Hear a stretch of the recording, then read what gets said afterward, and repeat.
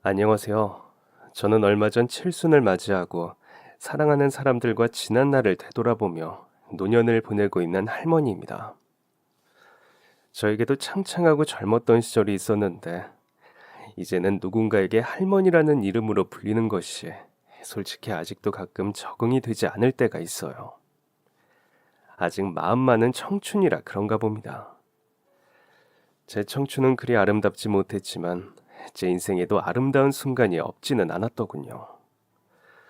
그리고 그 모든 순간들은 제가 아닌 저의 주변 사람들로 인해 존재할 수 있었고요. 뒤늦게 꽃 피었다 생각하는 제 청춘의 인연에 대해 들려드리고파 이렇게 사연을 보내어요. 제가 청춘인 줄도 몰랐던 저의 아까운 20대 초반. 저는 지금의 초등학교, 그때 당시에는 국민학교로 불리었던 학교의 선생님이었습니다. 아이들을 워낙 좋아하고 예뻐했지만 부모님의 권유로 그 직업을 택하게 되었어요. 모르는 아이들, 모르는 선생님들과 한 곳에 모여 그들을 이끌고 가르친다는 것이 생각보다 어렵고 난감할 때가 있어 쉽지는 않았지만 커다란 보람보다는 하루마다 오는 작고 소소한 기쁨들에 제 마음을 빼앗기면서 보냈던 것 같아요. 하루 종일 제잘거리는 아이들의 소리를 듣고 있으면 기분이 좋지 않은 날에도 절로 미소가 지어졌고 학교라는 그 공간 안에서만큼은 걱정 고민을 잊을 정도로 제게는 참 좋은 공간이었습니다. 그때 당시에는 결혼을 일찍 하는 추세였습니다. 요즘에야 결혼을 하지 않겠다는 젊은 친구들도 있고 그나마 결혼을 하겠다는 사람들도 서른을 훌쩍 넘기고 예식을 올리곤 하지만 제가 결혼할 당시에는 대부분 20대 초반에 식을 올렸어요. 그에 비해 저의 결혼은 다소 늦은 편이었습니다. 친구들이 하나둘 시집을 가기 시작하더니 마침내 저 하나만 남았더군요. 영원히 함께할 것 같았던 친구들이 하나둘 가정에 충실하기 시작하면서 제 마음에도 조바심이 들기 시작했습니다. 부모님도 그렇고 주변 선생님들이 제 결혼에 대해 이야기를 꺼내고는 하셨어요. 그때는 아마 다들 이렇게 생각했을 거예요. 이러다 시집도 못 가고 영영 혼자 사는 거 아니야?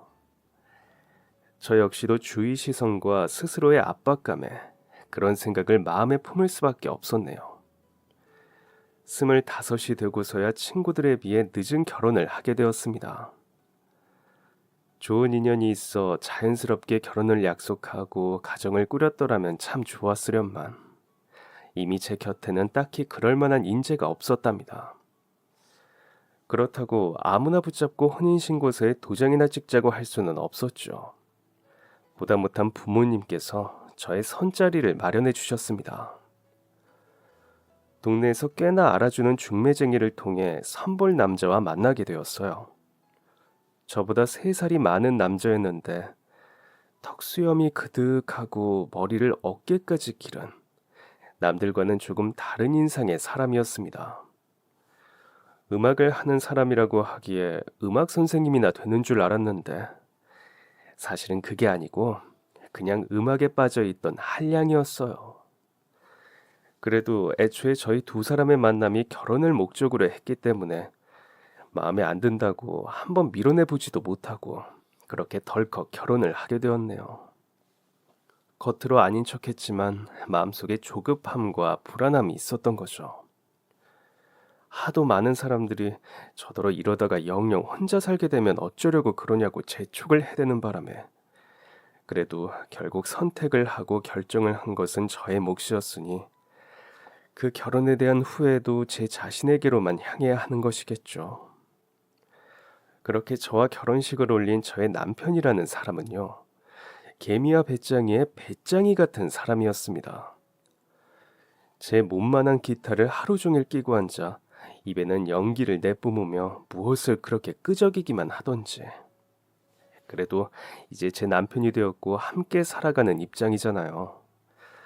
그래서 그의 예술적인 면모를 높게 사주어 더 좋은 음악을 만들라고 격려를 아끼지 않았답니다.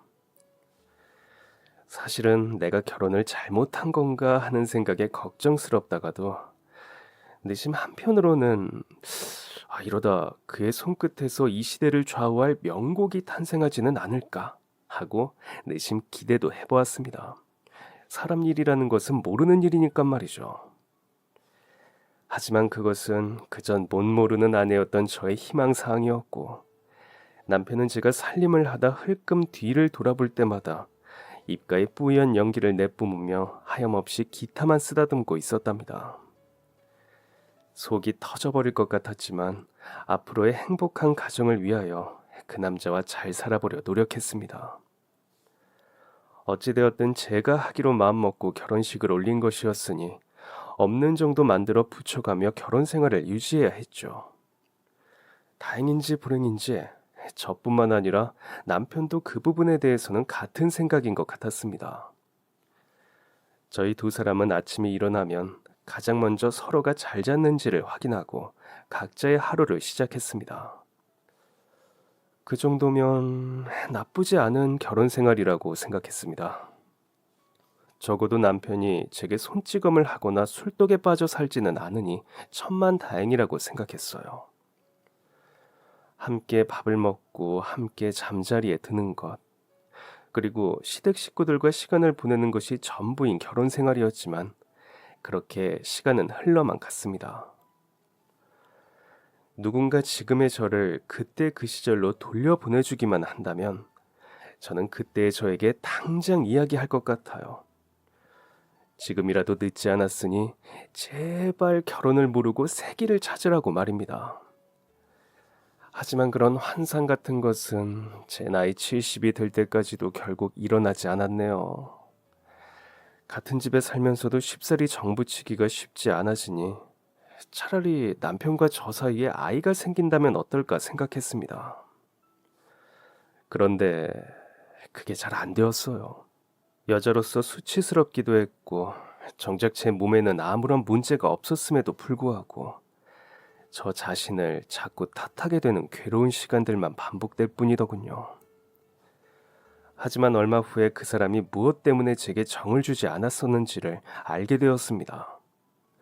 하나도 아니고 여럿이나 되는 다른 여인들과의 불쾌한 관계를 지속하고 있었더군요. 너무 충격을 받고 정말 돌아버릴 것 같았지만 어디 가서 누구에게 털어놓을 수도 없었습니다. 그것이 수치라고 생각했기 때문이었죠. 이혼을 쉽사리 결정하지도 못했고 그저 시간이 지나면서 남편이 스스로 반성하고 마음을 고쳐먹기를 바라는 수밖에 없었습니다. 어쩌면 저 역시도 그 일을 사랑한 적이 없었기 때문에 화가 나지 않았던 것인지도 모르겠군요. 그렇게 정신적으로 힘들 때 저의 유일한 숨통이 되어주었던 곳이 학교였습니다. 아이들 생각만 하면 되고 아이들 소리만 들으면 되는 학교라는 공간이 있었기에 그 혼란스럽던 시간을 참아낼 수 있었어요. 그래도 마음에는 여전히 근심이 가득했습니다. 이 인간을 버려야 하나? 버린다면 어떻게 버려야 하나? 할 수 있다면 제가 수치스러웠던 만큼 그이도 똑같이 수치스럽도록 만들어주고 싶었어요. 하지만 그 누구에게도 그 이야기를 털어놓지 못하다 보니 막상 방법을 알 길이 없었네요. 그렇게 그저 시간이 약이라고만 믿고 허송세월을 보내던 중 가슴 아픈 일이 일어나고 말았습니다. 결혼을 한 지 꼬박 1년을 넘긴 해의 일이네요.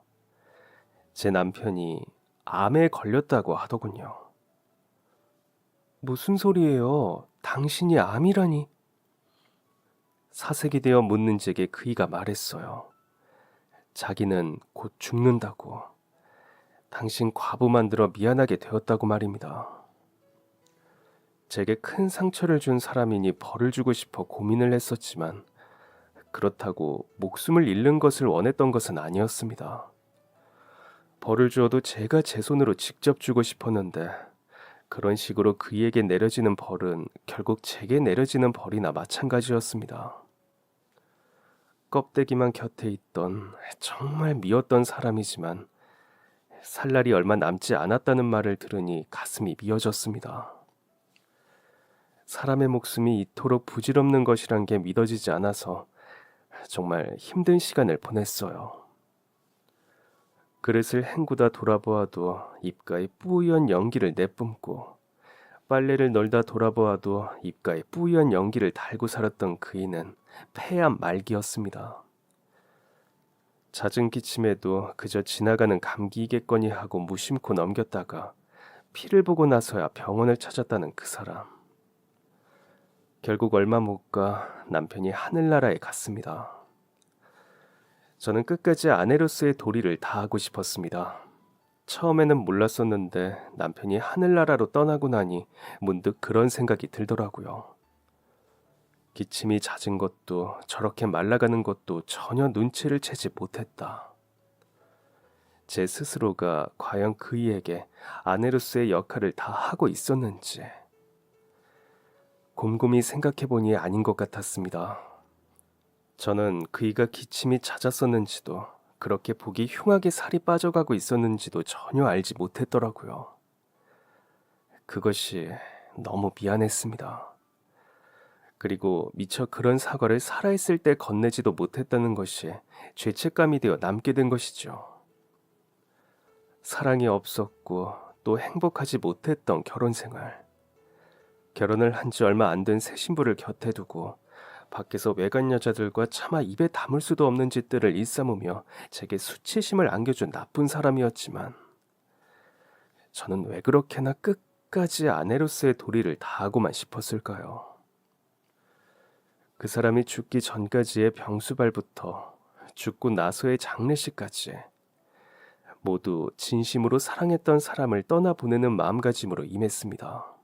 사랑해서 오냐오냐 애지중지 키웠던 막내 아들의 이른 죽음에 괴로워했던 시부모님께도 전 변함없이 며느리 도리를 해드렸어요. 사정을 들은 친구들은 행여 시부모님이 저를 덜어 아들을 죽게 만든 며느리라고 소리를 치고들랑 주저없이 짐을 싸들고 자기네들 집으로 오라고 일러주었지만 다행인지 불행인지 시부모님들은 제게 그런 말씀을 하시지 않으셨네요. 그 덕에 저는 그 후로 3년 동안 그 집에서 살았습니다. 남편이 없는 집에서 시부모님과 함께 보내야 했던 3년은 제가 여태 살아왔던 평생의 시간들 중 가장 힘들었던 시간이었습니다. 남편이 비겁하게 세상을 떠나버리는 바람에 저는 그 사람이 했던 짓들을 그 어디에도 고할 수 없는 사람이 되었으니 시부모님을 보는 시간이 괴로울 수밖에 없었죠. 시부모님은 좋은 분들도 그렇다고 나쁜 분들도 아니었습니다. 3년이라는 시간 후에 저를 내보내셨거든요. 지금 와서 생각해보면 그분들에게도 저와 함께 지내는 3년이 괴로운 시간이었을지 모르겠어요. 사랑했던 아들은 공기 중에 사라지고 그 며느리만 홀랑 남아있었으니 너도 편하게 그냥 나가 살아라. 너를 붙잡고 있는다고 우리 태구가 살아 돌아오는 것도 아닌데 너도 한 살이라도 젊을 때 아휴. 말씀을 끝까지 하지 않으시고 남편이 그다지도 사랑했던 입가의 연기를 똑같이 내뿜는 시아버지를 보며 그렇게 전 집을 떠나왔습니다. 그래도 한때 가족이었기 때문에 죄송스러운 마음이 마음 한편을 불편하게 했지만 그보다 더 절실했던 것은 저의 해방이었던 것 같아요. 더 이상 남편과의 시간을 되새기며 제 스스로에게 상처를 주고 싶지 않았습니다. 그렇게 남편이 죽고 10년이라는 시간이 흘렀습니다. 그 사이 사람들은 제게 새로운 사람을 만나보라고 자신들 주변에 이혼한 남자나 사별한 남자들을 들먹였지만 마음이 가질 않았습니다. 더는 누군가 엮어주는 관계에 의지하고 싶지 않았어요. 게다가 한번 좋지 않은 결과를 겪고 나니 구태여 누군가의 여자로서 인생을 살고 싶지 않더군요. 그래도 주변의 시선이 곱지 못한 것이 그때 당시의 현실이었고 과부라는 이름으로 살아가는 세상은 그 전과는 너무나도 다른 세상이었습니다. 그래서 친정 부모님 밑에서도 살아보고 혼자 나와 살아도 보고 하면서 정신없이 세월을 보냈어요. 그나마 다행이었던 것은 30 중반을 넘어서면서까지도 제 마음속에 여전히 빛나는 무언가가 있었기 때문이었답니다. 1990년. 여전히 아이들의 웃음소리와 해맑은 얼굴들이 좋았던 저는 남들처럼 누군가의 아내, 누군가의 엄마라는 이름을 가지지 못한 대신 누군가의 선생님으로서 하루하루를 채워가고 있었습니다. 그것이 제 마음속에 빛나는 별이었습니다. 제가 사별했다는 사실도 어쩌면 그 전에 결혼을 했었다는 사실조차도 깜빡 잊어버릴 정도로 반짝반짝 빛나던 것이 교사로서의 사명이었죠. 그 덕에 남들이 불행이라고 손가락질했던 저의 불행은 불행이 아닌 것이 될 수 있었답니다. 제가 학교 아이들을 좋아했던 것은 언제나 듣기 좋은 그 나이만 낼 수 있는 해맑은 웃음소리뿐만이 아니라 어른들은 결코 흉내낼 수 없는 그들만의 순수함 때문이었습니다. 그 순수한 나이대에 착한 마음씨까지 곁들여지면 세상 모든 악한 것들이 중화되는 것 같았어요. 그 아이를 처음 눈여겨보게 된 것은 1990년이었습니다. 정확하게 연도까지 기억이 나네요. 제게 있어 그 아이의 그 선한 마음씨는 평생을 가도 잊지 못할 아름다운 기억이 될 것 같아요. 저는 특별한 사정이 있는 날이 아니면 아침 일찍 출근을 했었습니다. 그날 하루 아이들을 가르칠 것을 미리 챙기는 것이 즐거웠기 때문이기도 하고, 아이들이 없는 텅 빈 교실에 혹여 다치거나 망가진 것들이 없는지 돌보는 것이 즐겁기 때문이기도 했습니다. 그날도 어김없이 뜨는 해를 따라 새벽 같은 아침에 출근을 해 저희 반 교실을 둘러보고 있었어요. 교실 끝에는 저희 반 아이가 올 여름에 열매를 맺는 것이 보고 싶다며 부모님께 받아온 오이 모종이 자라나고 있었는데, 지난주에 물을 주는 것을 깜빡한 것인지 잎사귀가 메말라가고 있는 것이 눈에 들어오더군요. 아이가 학교에 오면 일러주어 직접 물을 줄까 하다가 월요일이기도 하고 아침 시간에 한 주의 전달 사항을 전하다 보면 금방 잊어버리게 될 것만 같아 제가 직접 화분을 들고 수도가로 향하기 위해 복도를 걷고 있었습니다. 손에 들린 화분의 오이가 올여름 꼭 열매를 맺어주기를 바라면서 텅 빈 복도를 걸으며 삐걱삐걱 나뭇바닥이 뱉어내는 소리에 집중하고 있었어요. 그런데 벼랑간 누군가 제 등 뒤에서 "선생님 안녕하세요" 하고 인사를 건네는 것입니다. 아무도 없는 줄 알았는데 갑자기 목소리가 들려와 깜짝 놀라고 말았어요. 일찍이라고 하기에도 너무 이른 시간이라 늘 그 시간에는 저밖에 없다고 생각했었기 때문에 다른 누군가 있다는 생각을 아예 하지 못했던 것입니다. 깜짝 놀라서 화분을 끌어안은 채 복도 바닥에 제대로 엉덩방아를 찍고 돌아보니 그곳에는 저희 옆반 학생이 서 있더군요. 선생님 괜찮으세요? 죄송해요. 놀라게 해드릴 생각은 없었어요. 아이는 넘어진 저를 보며 눈이 둥그레져서는 괜찮으시냐며 죄송하다고 어쩔 줄을 몰라 했습니다. 그 아이가 너무 미안해하고 당황하는 것 때문에 제 엉덩이가 아픈 줄도 모르겠더군요. 그리고 겨우 그 정도로 아이 앞에서 넘어진 것이 창피하기도 하고 말이에요. 아니야. 이반 학생 아니니? 어쩌다 이렇게 일찍 학교에 나왔어. 혹시 무슨 일이 있니? 제가 일부러 넘어진 곳에서 주제를 돌리려고 역으로 질문을 던졌습니다. 얼굴은 익숙해도 아직 새 학기가 시작된 지 얼마 되지 않아 이름까지는 몰랐었는데, 제가 왜 이렇게 일찍 왔느냐며 무슨 일이 있냐고 묻자 황급히 대답하더군요. 저는 2반 최정아예요. 선생님, 저는 원래 매일 일찍 와서 교실문 1등으로 열고 있어요. 교실문을 1등으로 연다는 그 학생의 이름은 최정아였습니다. 이름도 어쩜 그렇게나 예쁜지. 별일이 없어도 공부를 하려고 혼자 일찍 학교에 나왔다는 것이 기특하고 보기 좋더라고요. 솔직히 그 시간에 혼자 복도를 걷고 교실에 앉아 있는 것을 그 나이 때 애들이라면 무서워할 법도 하거든요. 그런데도 밝은 얼굴로 그렇게 대답하는 모습이 참 예뻤어요. 저는 얼른 엉덩이를 털고 일어나 학업에 열정적인 정아의 어깨를 두드려 주었습니다. 네가 우리 학교에서 제일 부지런하구나.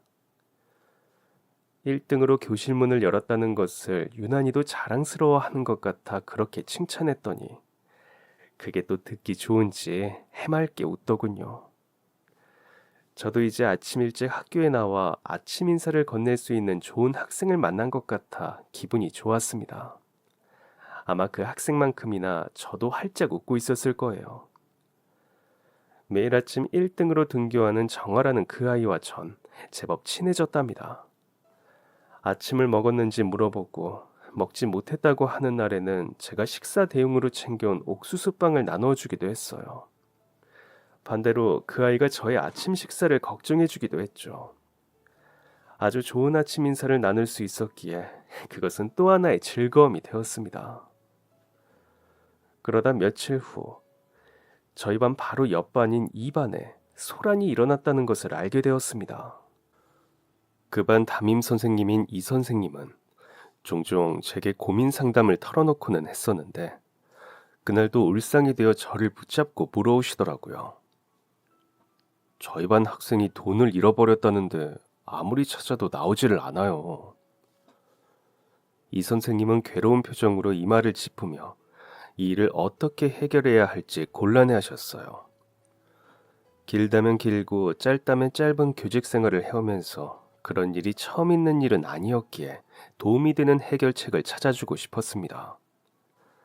그래서 걱정에 떨고 있는 이 선생님을 진정시키며 몇 가지를 확인했어요.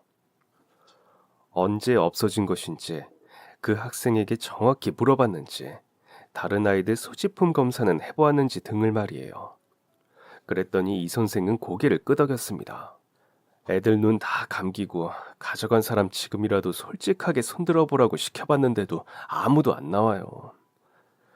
진짜 교실에서 잃어버린 게 맞는 거냐고 돈 잃어버린 애한테 몇 번이나 다시 확인했는데 걔는 무조건 교실에서 잃어버린 게 맞다고 하고.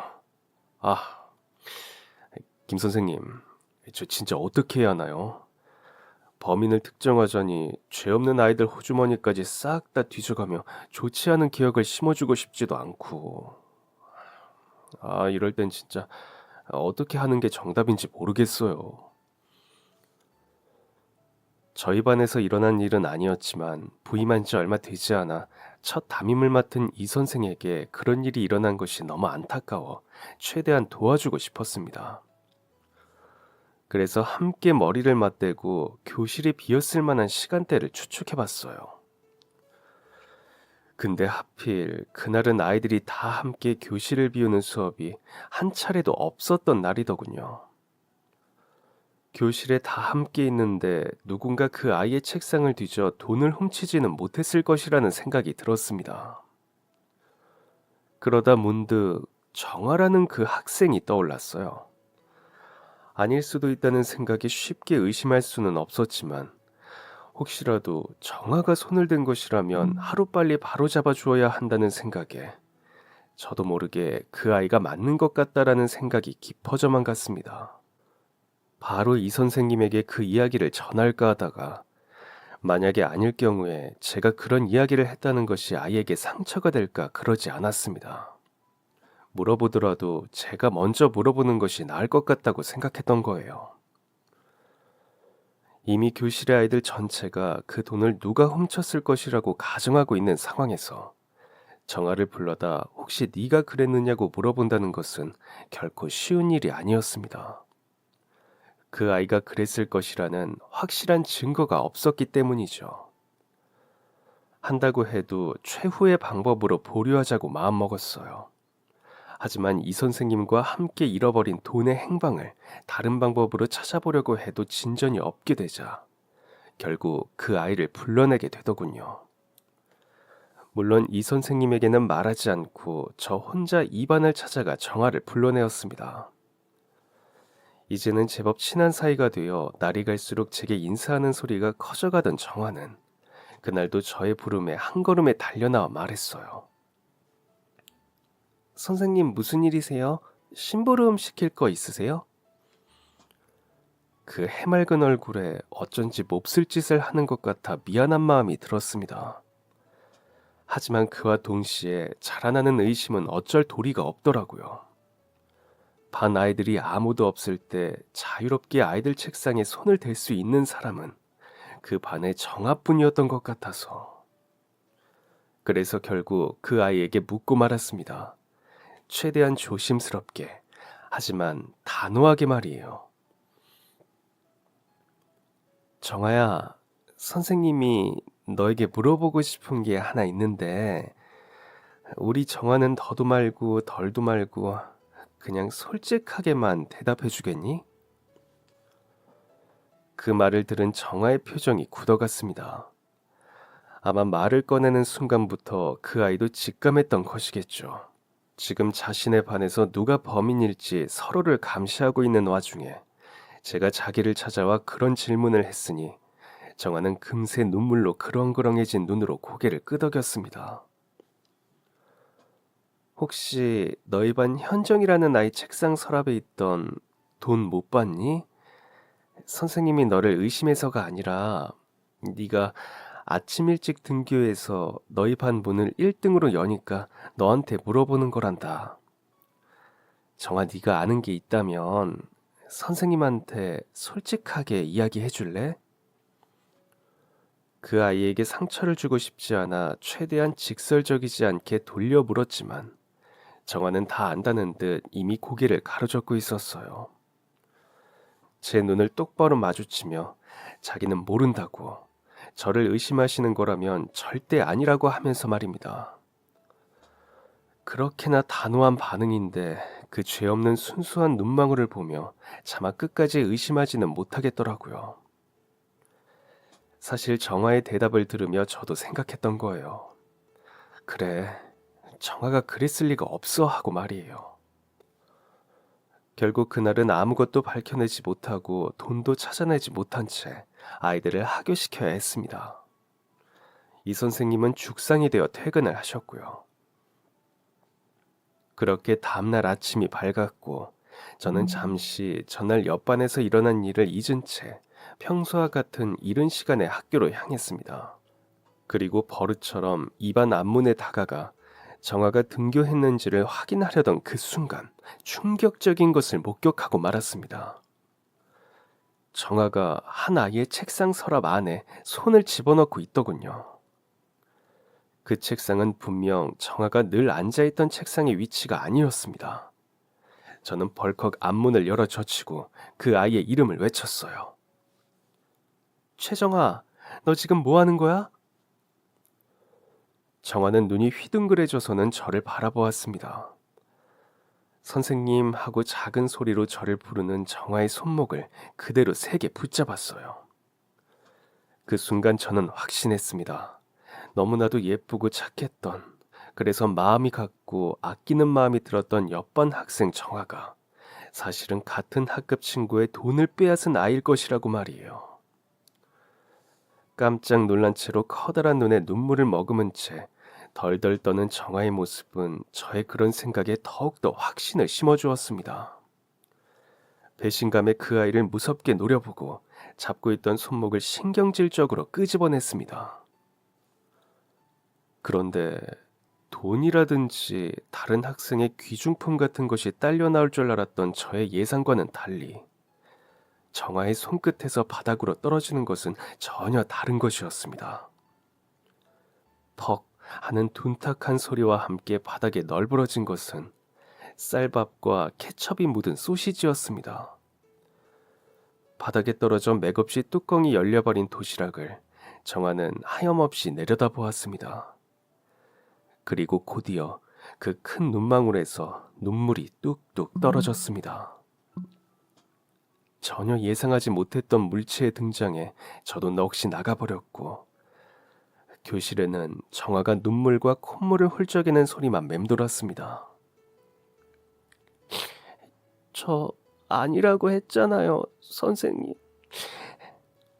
큰일 났다. 내가 단단히 오해했구나. 머릿속이 새하얘졌습니다. 왜 그렇게나 의심이 되었던 건지 너무 미안해서 정화를 서둘러 끌어안으며 연신 미안하다는 말을 뱉었습니다. 정화는 꽤 길게 울음을 토해내고 나서야 제게 괜찮다는 대답을 건넸습니다. 정말 너무 미안했습니다. 선생이라는 작자가 확실한 증거 없이 학생을 의심하기나 하고 말이에요. 그러면서 정아가 왜 다른 친구 책상에 손을 넣고 있었는지, 그리고 바닥에 떨어진 도시락은 또 무엇인지 알고 싶어졌습니다. 혹시라도 밥을 못 먹고 와서 그런 건가라는 못된 생각이 다시 이어질 때쯤 정아가 바닥에 주저앉으며 그 도시락을 줍더군요. 아, 큰일 났다. 아빠가 힘들게 싸주신 건데 선생님은 어떡하실 거예요? 선생님 때문에 오늘 저희 반 소영이 점심 못 먹게 생겼잖아요. 정아는 알아듣기 힘든 소리를 했습니다. 그 도시락을 자신의 아버지께서 싸주신 도시락이라고 말하면서 그 도시락이 자기 것이 아니라 자기 반 친구 거라고 말하더군요. 서둘러 그 옆에 쭈그리고 앉아 흩어진 밥알을 도시락 통 안에 주워 담으며 다시 조심스레 물었습니다. 이게 대체 무슨 소리냐고 말이에요. 그랬더니 정아가 충격적인 말을 뱉었습니다. 사실 저희 반에 소영이라는 애가 있는데요. 그 애가 도시락을 맨날 안 싸와요. 도시락을 못 싸와서 점심시간마다 멀뚱히 앉아있는 그게 안쓰러워서 걔 몰래 제가 도시락 2개 싸우는 거예요. 근데 소영이는 몰라요. 제가 싸운 거. 자존심 상하고 창피할까 봐 말도 못했어요. 제가 이러는 거 다른 친구들이 알면 곤란해질까 봐. 그래서 일부러 아무도 없을 때 몰래 책상에 넣어두려고 아침 일찍 오는 건데. 그 도시락의 정체는 도시락을 싸우지 못하는 친구를 챙겨주고 싶은 정화의 마음이었고, 그조차도 친구들이 알면 곤란해할까 아침 일찍부터 부지런을 떨어 몰래 책상에 넣어두던 것이었습니다. 겨우 초등학교 5학년밖에 되지 않은 어린아이가 그런 생각을 할 수 있다는 것에 감복했고, 그와 동시에 제 자신이 너무 창피했습니다. 저보다도 더 좋은 눈썰미와 친구를 생각하는 마음을 가진 아이를 대상으로 의심이나 하고 있었다는 것이 선생으로서 너무 부끄러웠습니다. 저는 정아에게 진심으로 사과를 건넸고 그 도시락통을 받아 그대로 학교를 빠져나갔습니다. 근처에 보이는 아무 백반집을 찾아가 사정이 있어 그런데 도시락통 좀 맛있게 채워주시라고 사정을 했네요. 저 때문에 정아의 깊고 훌륭한 마음이 망가지는 것이 너무 미안해서 그렇게라도 그 도시락통을 새로이 채워주고 싶었어요.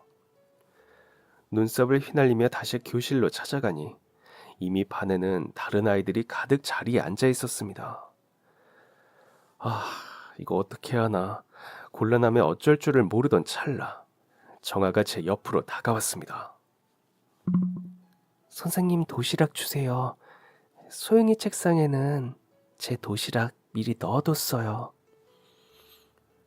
똑똑하기까지 했던 정아는 그 사이 친구들이 올 것을 대비하여 자신의 도시락을 먼저 책상 서랍에 넣어두기까지 했습니다. 저는 그 아이의 두 눈을 빤히 바라볼 수밖에 없었어요. 사실 놀라운 마음이 가장 컸습니다. 어떻게 그 어린아이가 그런 생각을 할 수 있었을까 하는, 그리고 다시 한번 미안하다는 사과를 건네니 아이는 또 그걸 넙죽 받아주더군요. 괜찮다고, 자기가 생각해보니 선생님이 오해하실만 했던 것 같다고 하면서 말이에요. 넓기까지 한 마음씨에 저는 더 미안한 마음이 들었어요. 그리고 그날 오후 종례 시간이 지나고 이 선생님이 교무실로 뛰어들어왔습니다. 속이 후련한 얼굴을 하고선 말이에요. 김 선생님, 범인 찾았어요. 정아를 괜히 울린 것 같아 미안한 마음에 내내 기분이 좋지 못했었는데 이 선생님의 밝은 목소리를 들으니 참 희비가 교차하더군요. 돈 잃어버린 애가 자기 교과서 책장 사이에 너무 귀하게 잘 꽂아둬서 그냥 자기가 못 찾은 거였어요. 아휴, 10년 묵은 체중이 확 내려가는 기분이에요. 물론 이틀 동안 애들 못 살게 군 건 너무 미안하지만 그래도 같은 반 친구 돈 훔치는 학생이 저희 반에 있는 게 아니라는 사실에 너무 마음이 놓이는 거 있죠? 그렇게 그 사건은 저와 정아 사이만 어색하게 만들고 많은 학생들의 기억 속에서 사라졌습니다. 사실 정화와 제가 어색한 것은 아니었어요. 정화는 저를 예전처럼 잘 따르고 변하지 않는 해맑은 웃음으로 맞이해 주었으니까요. 겉으로 전처럼 대해주면서도 속으로는 미안함에 어쩔 줄 몰라 하는 것은 오히려 저였습니다. 그래서 전보다 더 잘 챙겨주게 되더라고요. 혹시라도 마음에 아직 그때의 일을 품고 있다면 조금이라도 그 소녀의 마음이 풀리기를 바라면서. 그리고 그러는 동안 시간이 흘러 아이들의 학예회를 앞두게 되었어요. 학교의 연례 행사인 학예회를 앞두고 저는 고민에 빠졌죠. 사랑스러운 학생들을 위해 기억에 남을 무언가를 선물하고 싶었기 때문입니다. 아이들이 좋아할 만한 것들 중 부담 없이 같이 즐길 수 있는 것을 고민하다 쿠키 과자를 떠올렸어요. 그때 당시 제가 제과점에서 파는 상토 과자를 참 좋아했었는데 먹을 때는 좀 목이 막히더라도 씹을수록 달고 고소한 맛이 참 좋았거든요. 아이들에게 우유와 함께 나누어 주면 좋아할 것 같았습니다. 하지만 학생들 수에 맞추어 준비하려면 미리 예약을 해서 주문을 해야 했어요. 그래서 쿠키를 맞추려고 깔끔해 보이는 외관의 학교 근처 제과점을 찾아가게 되었답니다. 문을 열고 들어가니 고소하고 달콤한 냄새가 코를 찔렀어요. 진열대에 상토 과자가 있는 것을 확인하고 저는 주인장을 불렀습니다. 사장님, 단체 주문을 좀 하려고 하는데요. 매장 안쪽에서 열심히 무언가를 반죽하고 있는 사장님을 호출하니 그 사장님이 후다닥 정신없이 계산대 앞으로 나오셨죠. 그리고 서로 얼굴을 마주하는 순간 저희 두 사람은 모두 깜짝 놀라고 말았답니다. 어, 윤씨가 너 윤식이 아니니? 아니, 너 설마 영옥이야? 아유 이게 무슨 일이야? 반죽을 하다 말고 달려나온 그 사람은 저의 국민학교 동창이었습니다. 서로가 서로를 동시에 알아보고는 너무 반가워서 웃음이 터지고 말았죠. 그런 곳에서 다시 만나게 될 줄은 몰랐는데 너무 반가웠습니다. 윤식이는 학급에서 여자애들만큼이나 섬세했던 애로 기억합니다. 옷에 티끌 하나 묻히지 않을 정도로 깔끔했던 것도 기억났어요. 아휴, 쟤는 저렇게 남자답지 못하고 깔끔만 떨다가 커서 뭐가 되려나 했더니 보란듯 자기 가게를 차린 빵집 아저씨가 되어 있더군요. 이제 보니 제법 빵 반죽과 어울리는 얼굴이기도 한 것 같았습니다.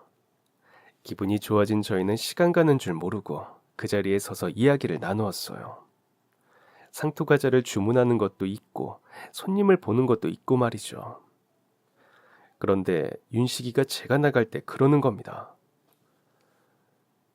영우가, 근데 너는 나 다시 보니까 어떠냐? 저는 대답했죠. 오랜만에 만난 친구가 이렇게 사장님 되어 잘 지내고 있는 걸 보니 자랑스럽고 좋다고 말이에요. 그런데 윤식이가 제 말을 듣고 가만히 웃더니 전혀 예상하지 못한 말을 했습니다. 나는 너 무지하게 보고 싶었는데 다시 보니 너무 좋다. 내가 그, 네가 내 첫사랑이야. 영옥이 네가. 그 말에 남세스러운 마음에 얼굴이 확 붉어져 냅다 도망치듯 가게를 빠져나왔습니다. 아니, 어떻게 두 눈을 똑바로 뜨고 그런 낯뜨거운 말을 내뱉을 수 있는지 조금 전까지 반가운 동창을 만났다는 생각에 서슴없이 대화를 나누었던 것이 후회가 되더군요. 하계 전날 주문했던 상토과자를 찾으러 갔을 때 다시 윤식이를 만나고 그 후에도 종종 연락을 주고받으며 그렇게 연인이 되었습니다. 남자에게 뜨거운 사랑을 받아본 적이 없어 몰랐었는데 그제야 제가 제 자신을 알겠더군요. 저도 그냥 그런 말이 듣고 싶은 여자였다는 것을 말이에요. 낯이 뜨거워 벌겋게 익어가는 얼굴을 하고서도 사랑이라는 말을 듣고 싶었고 보고 싶다는 말이 좋다는 말이 듣고 싶었던 것입니다. 하지만 연인으로 발전하기 이전에 저는 저의 과거를 털어놓아야 했습니다. 윤식이가 먼저 묻기도 전에 제 입으로 술술 털어놓았어요. 10년 전에 제가 사별했다는 이야기를 말이에요. 꼭 먼저 이야기를 하고 이 관계를 시작해야 할 것 같아 용기 내어 털어놓은 이야기였죠. 윤식이는 그런 저를 따뜻하게 안아주며 말했습니다. 그동안 고생 많았다고. 그 한마디가 그렇게 듣기 좋은 말이라는 것을 왜 진작 느끼지 못했는지.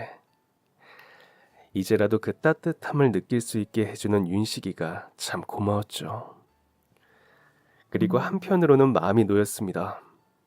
윤식이에게도 한 번의 결혼 생활이 있었다는 것이 말이에요. 안타까운 죽음 앞에서 각자의 남편과 아내를 잃어야만 했던 저희의 처지가 비슷하다는 것이 신기한 인연처럼 느껴지기도 했고 말입니다. 아마 서로의 과거를 알고 난 후에 더 깊이 사랑할 수 있지 않았나 싶네요. 그렇게 정식으로 연인이 되어 서로의 마음을 확인한 지 1년이 되던 날, 불 꺼진 가게에서 함께 밥을 먹다 윤식이가 제게 결혼하고 싶다는 말을 꺼냈습니다.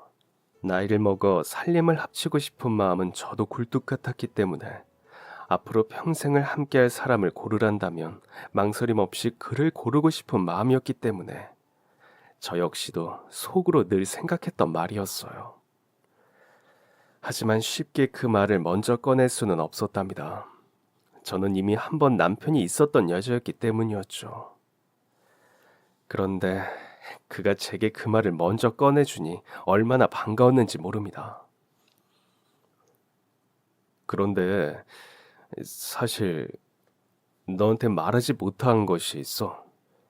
하지만 설레고 반가운 마음도 잠시. 제가 대답을 하기도 전에 윤식의 입에서 망설이는 듯한 목소리가 새어나왔습니다. 저는 무엇이든지 말해보라는 얼굴을 하고서 고개를 끄덕였죠. 어떤 것이든 받아들일 준비가 되어 있었습니다. 늦게 찾아온 제 사랑에 진심을 다하고 싶었기 때문이었죠. 그러나 그의 입에서 터져나온 말은 저를 충격과 배신감으로 얼어붙게 만들었습니다. 사실 나한테 딸이 하나 있어. 사실 그 나이에 자식 하나 정도는 누구라도 있을 수 있는 건 사실이었습니다. 하지만 윤식이는 제게 단 한 번도 결혼을 했었다는 사실을 이야기한 적이 없었어요. 심지어는 딸이 있을 거라는 말도 꺼낸 적이 없었습니다. 그래서 저는 충격을 받을 수밖에 없었던 것이죠. 딸이라는 존재의 유무보다 그동안 그것을 숨겼다는 사실이 더 커다란 서운함을 안겨주었습니다. 그래서 그 서운함 때문에 딸을 받아들이기가 힘들게 느껴졌지요. 아마 저는 자식이 없었기 때문에 더 그랬는지도 몰라요. 순식간에 복잡한 상황에 놓여 머리가 어지럽고 힘이 들었습니다. 그걸 왜 이제야 말해주느냐며 서운해하는 제게 윤식이는 그저 미안하다는 말뿐이었습니다. 말을 하면 제가 너무 부담스러워할 것 같아 미루고 미루다 여기까지 오게 되었다고 했어요. 하지만 이제는 그 마음보다 저와 결혼해서 함께 살고 싶은 마음이 더 커져서 더 미룰 수가 없었다고요. 여태 말하지 못했던 마음도 100번 이해하지만 일찍 이야기하지 않았다는 사실에 서운해. 이제 그만 만나야 하는지를 생각하게 되었습니다. 그동안 조금의 귀뜸이라도 있었더라면 마음의 준비를 할 수 있었을 텐데 이렇게 너무 갑작스럽게 이야기를 하니 마땅한 말이 떠오르지도 않았고 말이죠. 그런데 그때 윤식이가 제게 잠깐만 기다리라는 말을 남기고 문 밖에서 누군가를 데리고 들어오는 것입니다. 본능적으로 그가 데리고 들어오는 사람이 그의 딸일 것이라는 생각이 들더군요. 아직 그 정도로는 마음의 준비가 되지 않았는데 어떻게 반응을 해야 할지 몰라 표정 관리도 하지 못하고 뒤를 돌았습니다. 그리고 그 얼굴을 확인하는 순간 거짓말처럼 제 두 눈에서 눈물이 왈칵하고 터져버리고 말았어요. 아마 그 순간 그 아이도 저만큼이나 놀랐을 거예요. 그렇지 않아도 평소엔 늘 커다랬던 눈이 저를 마주하는 순간 둥그렇게 커지고 말았으니까요. 선생님이 왜 여기에 계세요? 윤식이가 수줍어하며 손목을 잡고 데리고 들어온 아이는 다름 아닌 정아였습니다. 저희 반 아이들보다도 유난히 예쁘고 정이 갔던 이 반 그 아이 정아 말이에요. 저와 이미 셀 수 없이 많은 추억들이 가득한 정아가 제가 사랑하는 윤식이의 딸이었던 것입니다. 윤식이는 정아에게 저를 소개하며 말했습니다. 정아야, 아빠가 말한 그분이 이분이셔. 윤식이는 이미 정아에게 저의 이야기를 자주 해왔다는 듯 그렇게 말했어요. 그러자 정아의 눈이 더 커질 수도 없을 만큼 동그래졌습니다. 그리고는 몇 초 뒤 기쁨에 일그러진 얼굴을 하고 저를 와락 끌어안으며 말했어요. 정말요? 정말 선생님이 그분이에요? 마치 그게 저여서 좋다는 듯이 정아는 그렇게 기뻐했어요. 정아를 그렇게 끌어안은 채 윤식이의 얼굴을 마주하고 있으니 기분이 정말 이상했습니다. 멈추지 않는 눈물을 닦아내지도 못한 채 저는 윤식이를 향해 고개를 끄덕였어요. 이토록 이 아이를 훌륭하게 키운 사람이 당신이었느냐고. 그런 당신과 결혼하지 않을 수가 없다고 말이에요. 그렇게 그이와 정아와 함께 저희는 가정이라는 화목한 울타리를 재정비했습니다. 사랑이 없는 결혼 후 일찍 남편과 사별하고 혼자 외로웠던 저에게 윤식이는 큰 따뜻함을 안겨주었어요. 제게 윤식이와의 재혼이 여러모로 의미 있는 새 출발이었던 것만큼 윤식이에게도 그 출발은 설레는 재시작이었던 것 같습니다. 비록 짧았지만 하나도 행복하지 않았던 예전의 결혼 생활과는 달리 이 남자와의 결혼 생활은 사랑받는 여자로서의 마음을 느낄 수 있어 행운이었습니다.